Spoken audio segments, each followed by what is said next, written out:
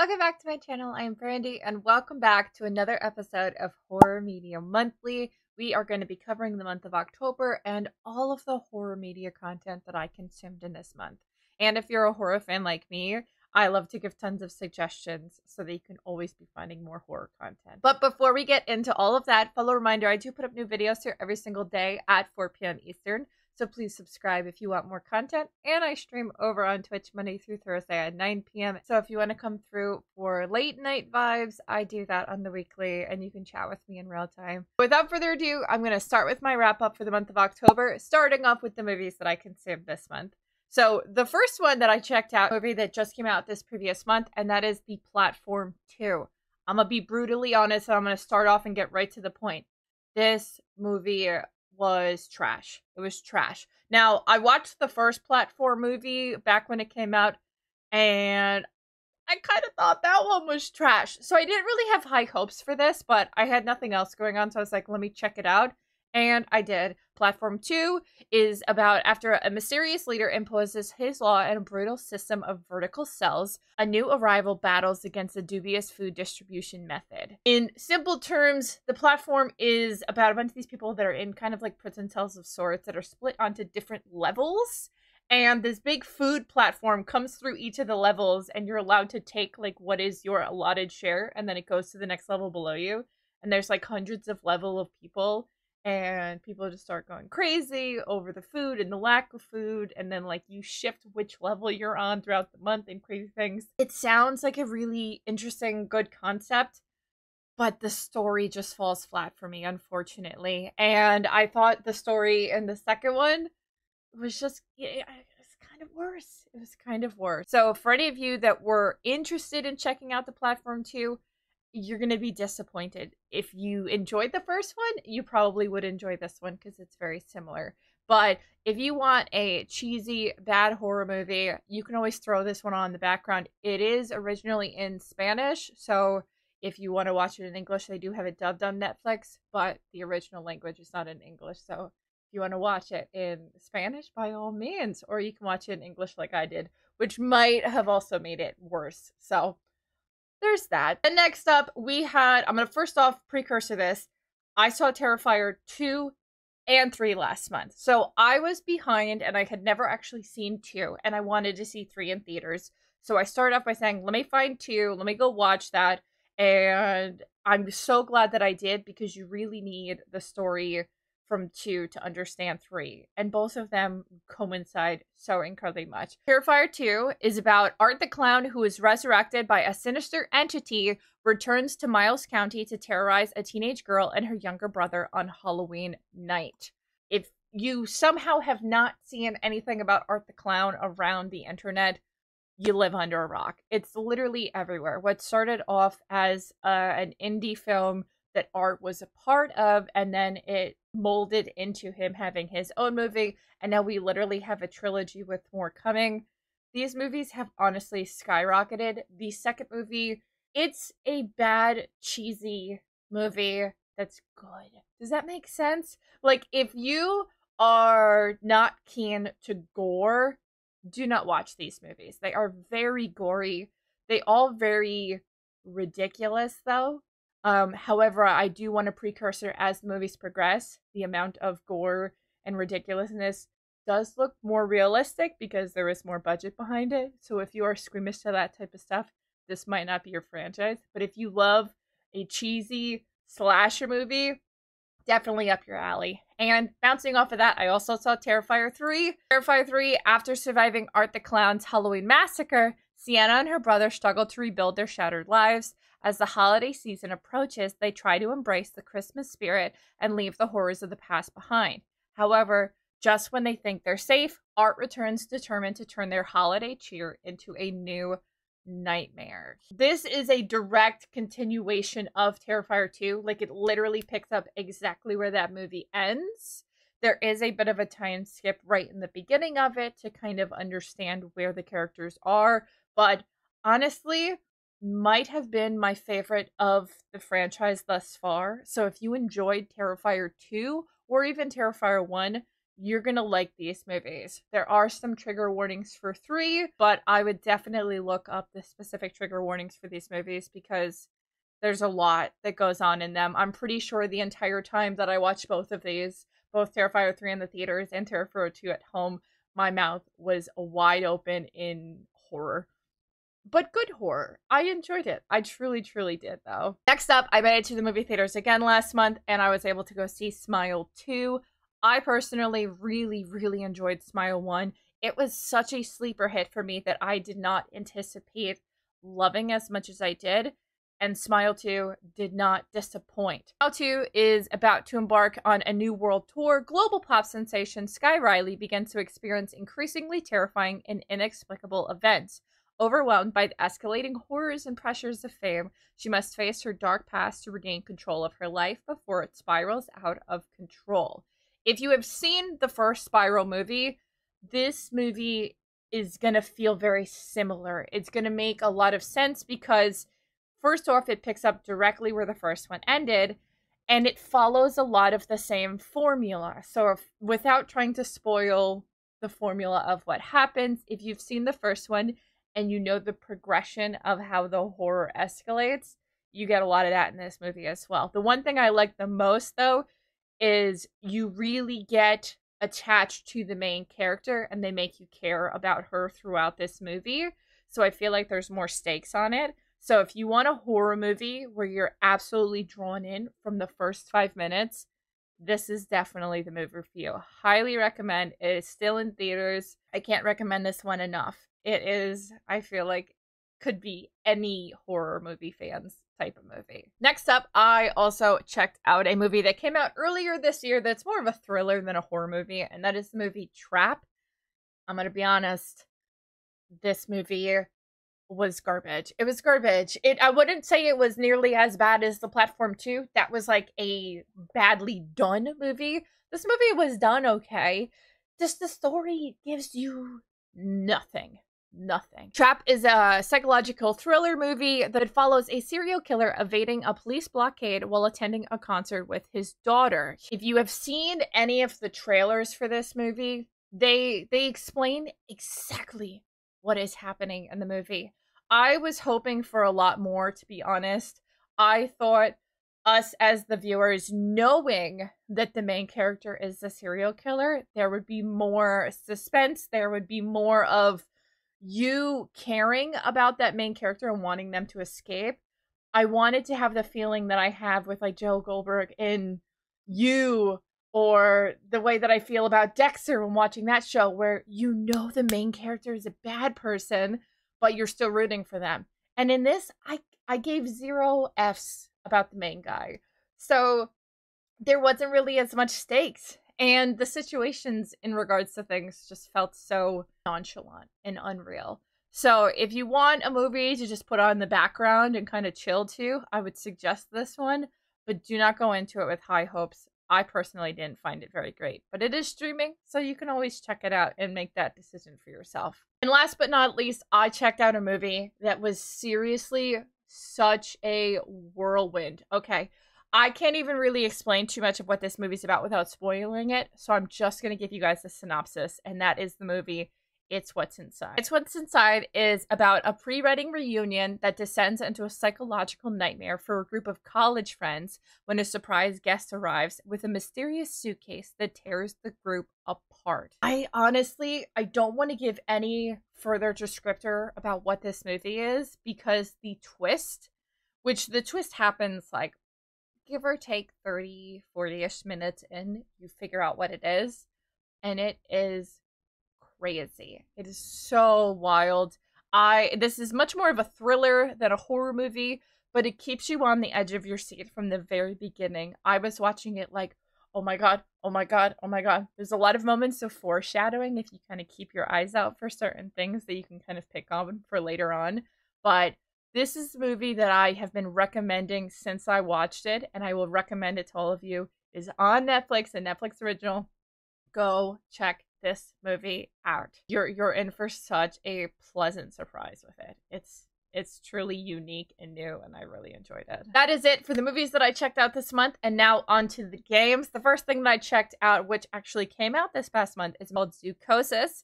For anyone not familiar with Zcos, the player assumes the role of Paul the zookeeper, experience their first night shift, during which they discover that the zoo's animals have started to mutate, such as giraffes, zebras, elephants, moose, hippopotamus, gorillas, penguins, and wallabies. Zcos threw me for such a loop. So much of my community recommended that I try this game out, and in my brain, I was like, a horror game about being a zookeeper? Like, I was very skeptical, but it quickly was spreading like wildfire, and people were playing this game. So I jumped on it. My community actually gifted it to me, so thank you guys. I love you. And it did not disappoint. It was good. It probably scared me more than it should have, because of the anxiety of what I thought was gonna happen is what pushed me to like not act on things fast enough. But it's exactly what you think. It's like mutated zoo animals that are going crazy, and you have to like figure out stuff that's going on. It is a shorter indie game, so it's only a couple hour playthrough, but it does have replayability, and there's multiple endings. So definitely recommend. It is available on Steam. Next up, we played The Room 3. I have already previously streamed The Room 1 and 2, and I have 4 coming up.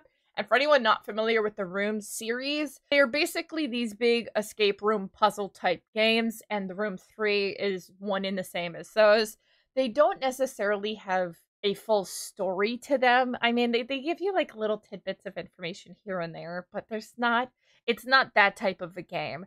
And in terms of horror, it's more atmospheric horror. The audio in the background and some of the quick movements is more what gives you this uncomfy feeling, as opposed to there actually being horror happening. So if you kind of like a subtle horror and you like escape rooms, definitely recommend these. I think there's just 4 of them for right now, and they're all on Steam if I'm not mistaken.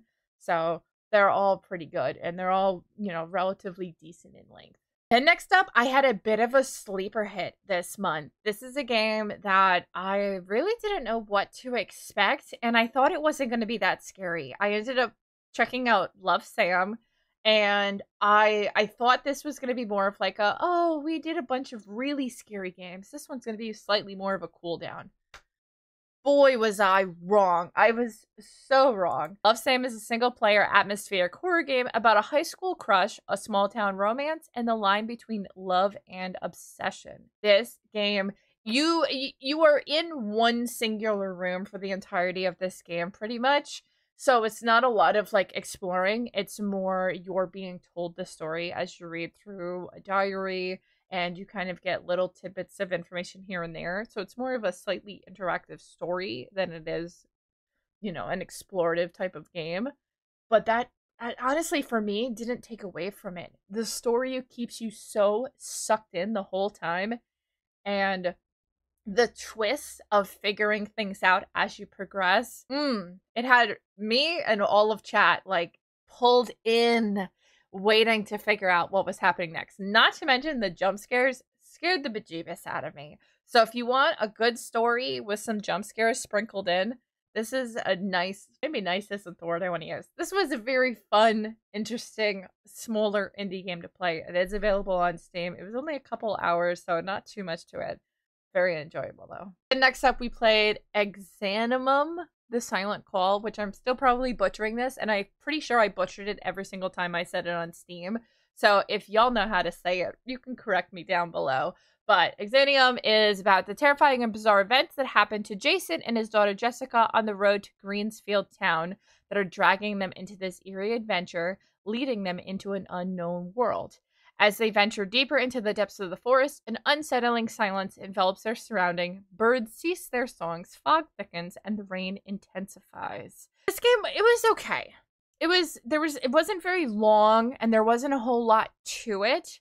It was kind of slow for me, if I'm going to be completely honest. I don't think it was anything groundbreaking. It was like your standard indie horror game. It's relatively cheap on Steam, so if you're looking for like something to just play for a few hours, you could check this one out. This was probably one of my least favorite horror games that I played this month, but it was worth checking it out. I think I had gotten this code sent to me from somewhere. I'm not totally sure. So I don't know how I stumbled upon this game, but I am happy that I played it and got to experience it. I did get stuck a couple times because there wasn't a whole lot of direction on what you had to do in it. But all around, it's pretty much what you would expect from an indie company. Then we jumped into another indie game this month, and that was called God's Basement. This game was a little bit longer of a playthrough. Still something that I did in one sitting, but it had more layers to it for sure. God's Basement is a single-player, first-person narrative-driven horror game where the player explores the afterlife, also known as God's Basement, and discovers its secrets. You wake up in an office room and receive instructions from an entity called the Operator, and you learn that you are in the afterlife and must discover all of the secrets within God's basement. This was very much kind of a walking simulator, but you also had to kind of find stuff. I did enjoy the story of this game and kind of figuring out the ins and outs of what was going on. My only gripe with it is it's one of those games where sometimes you kind of have to just walk in a certain direction or click or look at a certain thing for the story to progress. So sometimes you can kind of get stuck because you simply didn't like double back in a certain spot, or you didn't go all the way to the end of this corner, or you didn't open this particular door.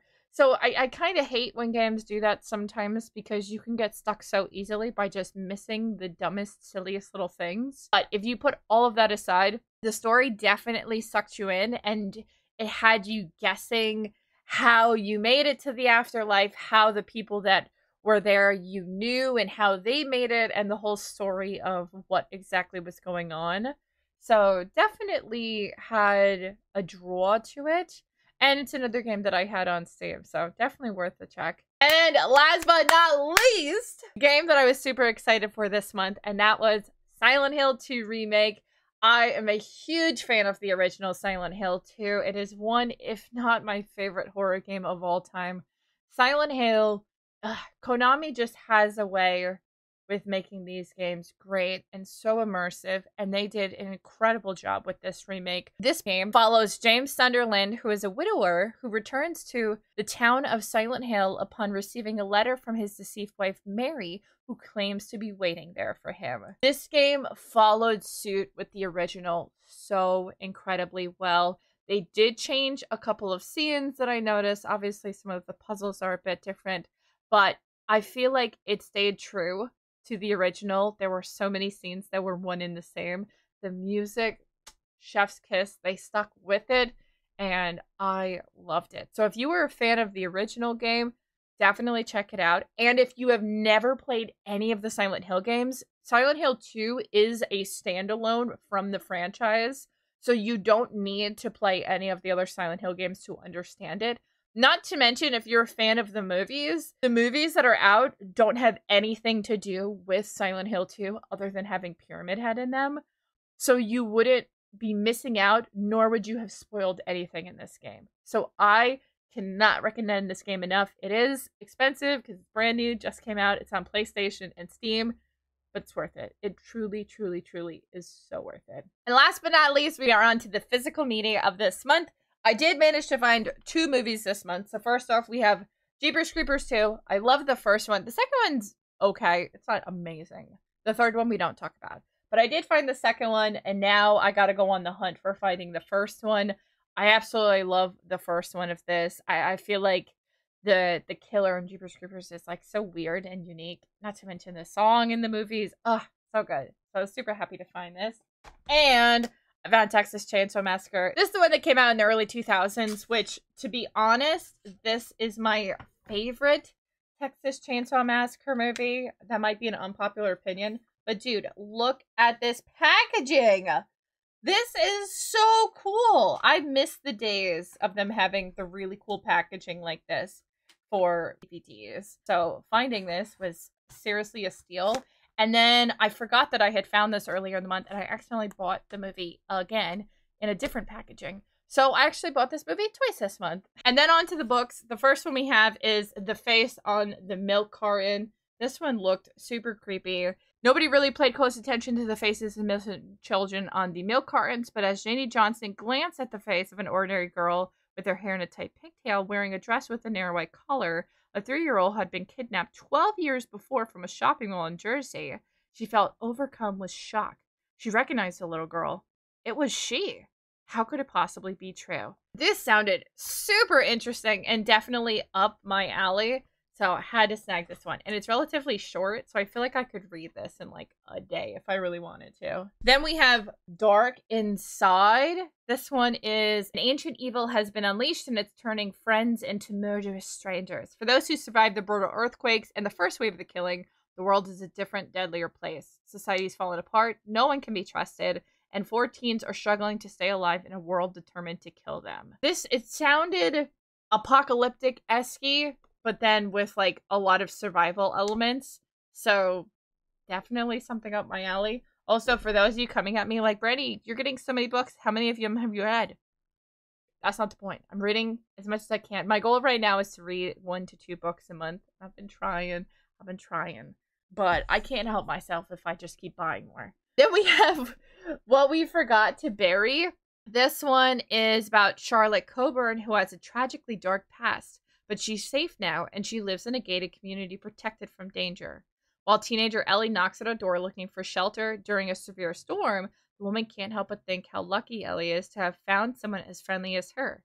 Except Ellie chose her door on purpose. This one seemed a little interesting because it doesn't totally give much information about necessarily what it's about, but this title lured me in. So it's a big book. If it's good, I'll let you guys know. And last but not least, this one had the coolest looking cover art.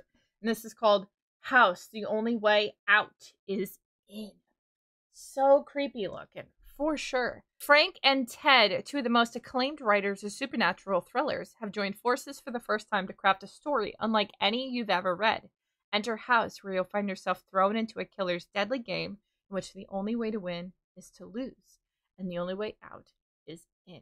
Ooh, dude, it just sounds so good. It sounds like something that R.L. Stine would write for like a grown-up goosebumpsy type of story.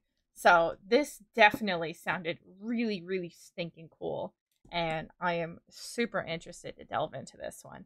But that is all of the physical media that I have for this month. October was a jam-packed month for me. So I had a lot for you guys. And hopefully you enjoyed this. I did try to consolidate some of what I talked about to give this a more condensed list of sorts for you guys to be able to consume this content easier. So let me know your thoughts on the slight changes that I, did with the video this month as opposed to previous months. And if you've missed any of the previous episodes, I'm going to put a playlist right here so you can go check them out. But thank you as always for watching these. Thank you for supporting this. Thank you for supporting the horror genre because I love it and I want to talk about more horror stuff with all of you. Thank you for being amazing. As always, if you like this, give it a big thumbs up and I will see you in the next episode.